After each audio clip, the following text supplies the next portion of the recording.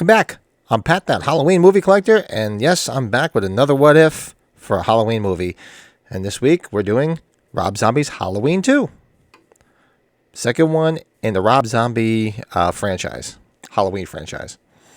So, of course, everybody knows the controversy around this film. Rob really didn't want to come back and do a second one, but they kind of did pretty well with the reboot in 2007. Well, the retcon, his remake. So they kind of forced him into it, and he really made it his own as compared to the first one. And it's got its lovers and it's got its probably more so haters, but it's come around. Recently on that horror movie podcast, we did do a live watch along of it, and I actually liked it better than I thought I would because I hadn't watched it in quite some time. So I don't, like I said before about these videos, I don't hate any of the Halloween films. Just some I like more than others. This one is a bit of a head scratcher. There's some things in here that I don't understand the direction he was going in, but I think it was also kind of an FU to Dimension because they were kind of raking him over the coals and just really being assholes to him if you know the whole backstory. So I think it was kind of like an FU and his sayonara to the franchise because they did greenlight a third one, and he didn't want to come back for it. So, but this is not a review. This is a what if. So let's go and do Rob Zombie's Halloween 2 what ifs. So I do have 10 what ifs. So let's start with my first one. My first one is, now you know how the remake ended in 2007, where Laurie, for all intents and purposes, shoots him in the head. And it gave that vague ending of, is he dead, is he not dead? Because it did well, so they had to greenlight a second one. So, but then in the second one, it starts where she's going to the hospital. Okay, what if she's, like, you gotta remember now, like, put yourself in the world of 2018, where at the end of the original, they capture Myers, and they take him to the hospital, and then they put him back in Smith's Grove. What if Michael was taken to the hospital here, too? Right? He could have been at the hospital and woke up and she was there, and it could have played out completely different. Not necessarily a shot-for-shot remake of the original Halloween 2, where all the events are in the hospital, but it would have turned out better because a lot of the events in this movie are very disjointed and just not necessary, and the direction I definitely wouldn't have gone in. But there would have been a lot of possibilities if Michael was brought to the hospital. And he was there, he wakes up and starts wreaking havoc, chasing her around the hospital. Be pretty cool. And number 2, one of the biggest plot points in this film that really stuck in people's craw. What if Dr. Loomis didn't turn into a dick? Don't understand why this happened. Why from part 1 he was a great figure, he's beloved. I love the casting of Malcolm McDowell as Dr. Loomis. I thought it was brilliant. And I think he did a good job for what was given to him. Why they made him a dick in part 2? I have no idea. I mean, he could have still been doing the book. He could have been doing the tours and whatnot, but there was really no reason for him to be a dick. So that part doesn't sit well. I think he could have still been the same person. He could have been around trying to help, just like he was trying to do in the first one. Could have showed up at the hospital, like I said, with the first scenario of my first what if. It could have been a lot of possibilities, but it kind of put a stain on one of the most beloved characters in this franchise. My number 3. Now, I thought this would be kind of cool because you remember in part 1, it's just like a mirror image of the original one, where Annie's sitting there saying how she spoke to Ben Tramer about hooking Laurie Strode and Ben Tramer up. Okay, and there wasn't as much pushback in the Rob Zombie 2007 as there was in the original one, where she was like, no, you better call him and call it off. Because Scout is shy, but she doesn't appear to be as shy of a Laurie Strode as Jamie Lee Curtis was in the original. So, but for this, what if I came up and said, well, you know, what if Laurie was dating Ben Tramer? There's no Halloween movie where Laurie has a significant other, whether it be a boyfriend or husband. Why not have a boyfriend? I mean, for all intents and purposes, she's sort of dating Will in H2O, but it's like a secret, because nobody seems to know about it because they work together. But okay, so she's dating him for all intents and purposes in H2O. but there's no real relationship there. What if she had a relationship with somebody? What if she was dating Ben Tramer? Because now we would have got to see Ben Tramer with Laurie. Because you remember, it never happened in 1. Part 2, he was killed.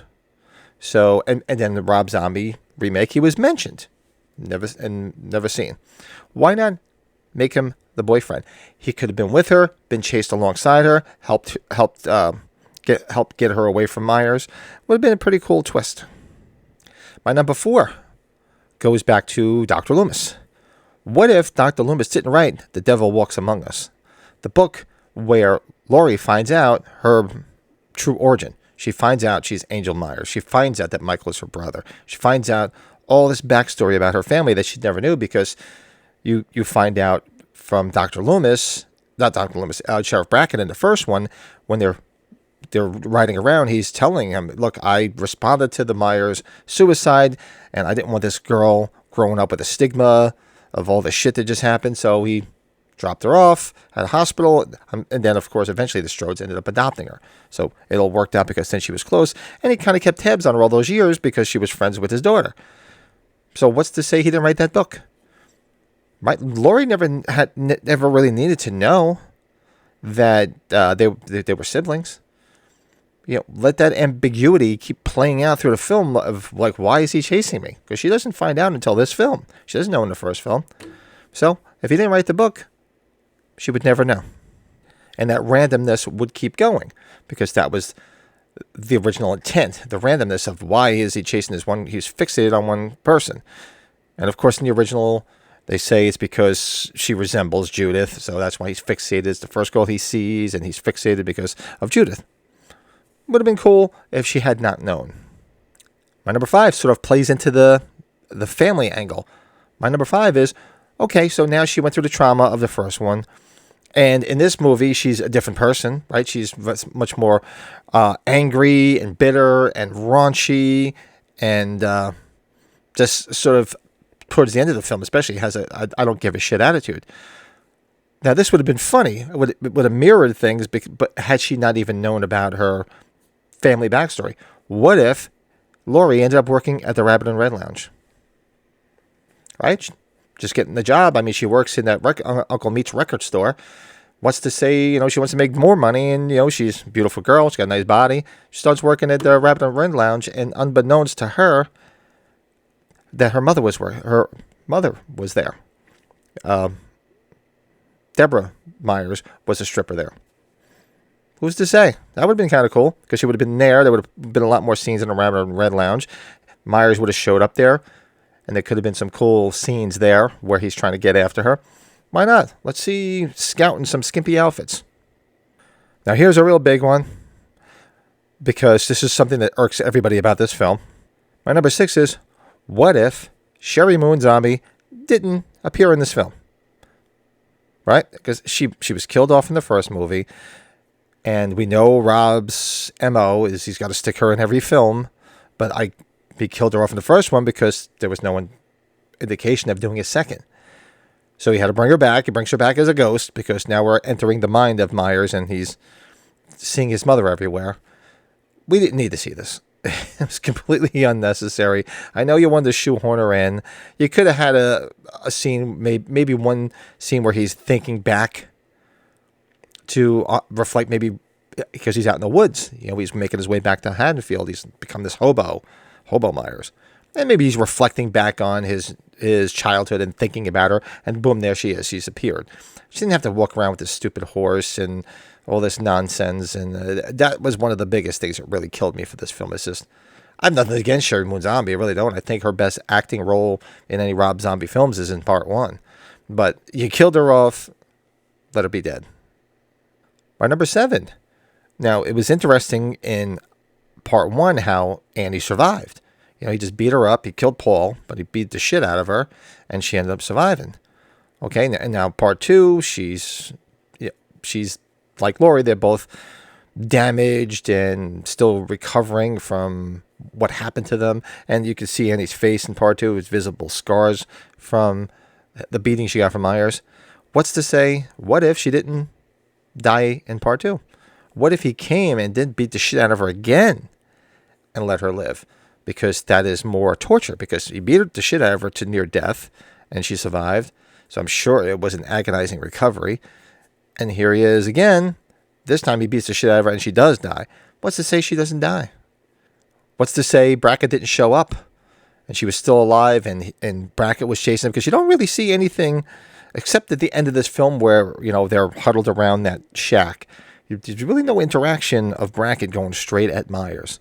He could have showed up there and it could have been a little bit of a confrontation. And that leads right into my number 8. What if Brackett did come there and they had a confrontation? And what if he killed Brackett? Because you don't see him. There's really, like I said, there's really no interaction with Sheriff Brackett in any of the films except for, kills, which basically just brought back Charles Cyphers for fan service and just unceremoniously killed him off.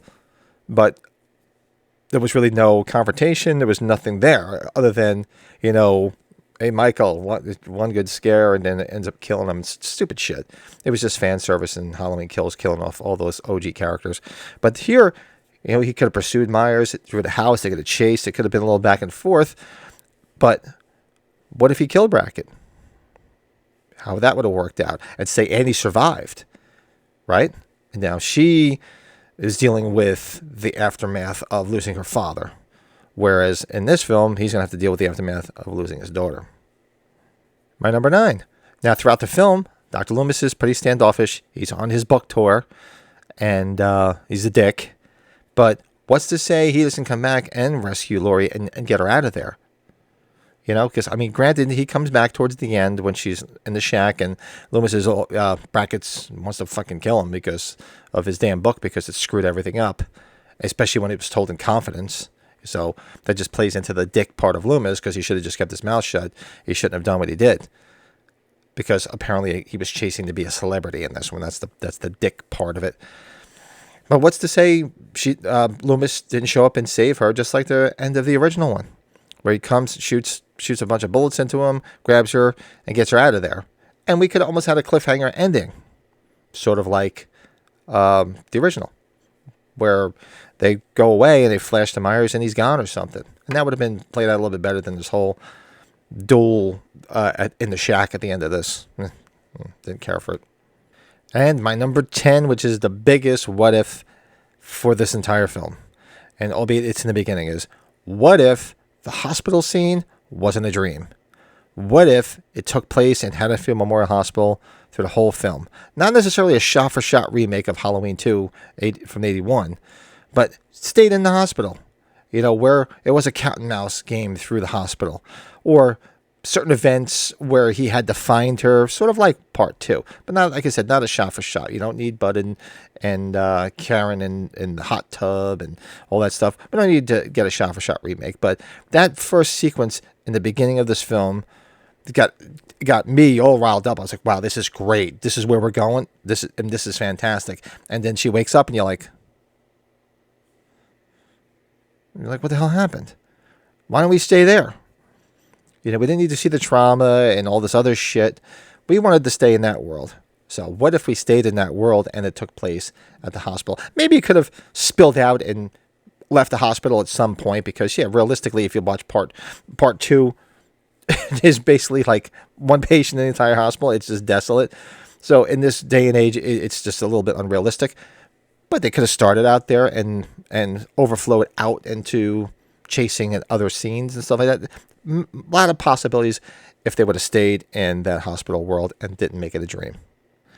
There you have my top 10 what ifs for Rob Zombie's Halloween 2. What are your what ifs? I know this is a very divisive film in the franchise. There's like I said, there's a lot of lovers, probably more so haters for this film. So I'm sure you have a lot of what ifs. Like, what if they didn't just make the movie? What if it didn't suck? Those are just across the board. But let me know if you have a couple what ifs. Hit me up downstairs. Hit me below in the comments and let me know some what ifs that you might have come up with. Let me know if you thought of the same ones I did. And of course, next week we'll be back with another what if. Looking forward to this one. Now we're going to do the David Gordon Green trilogy, starting with 2018. So that's going to be a lot of fun. So make sure you like this video. Helps people find this channel. Find some Halloween content, some other horror content, some music. All that happy horse shit's all here. Do me a favor. hit that subscribe button. Don't cost nothing. And if you there's a link in this description of this video. I'm doing my 1031 giveaway, the big giveaway at 9. It'll be at 9 probably whenever we get there. So when this channel hits 1,031 subscribers, 1031 Halloween, I'm going to give away a not so exclusive Dr. Chalice figure. Now I say not so exclusive because these were exclusive to the H45 convention, so I got an extra one. And then they went and released them anyway, so they just took the exclusivity away. Only thing that's different now is you have this numbered sticker. And you can go buy them, but why not? Enter the contest. All you got to do is subscribe. There's a bunch of different things to do. Check out the video. Basically, just subscribe, comment on that video that you subscribed, hit me up on Twitter, hit me up on Instagram, and simple as that.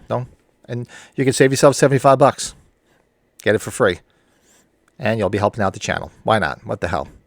So make sure you check us out every Sunday on that horror movie podcast. We're live every Sunday night, and we have a bunch of different topics, lots of Halloween content if you're just here for the Halloween content. So we're live every Sunday night at 8 o'clock. Check it out. There's a bunch of other shit on this channel. Run around on the channel. You'll step in a lot of shit. And I'll be back next week with my What If for Halloween 2018. Hope you enjoyed this. And until next time, I'll talk to you soon.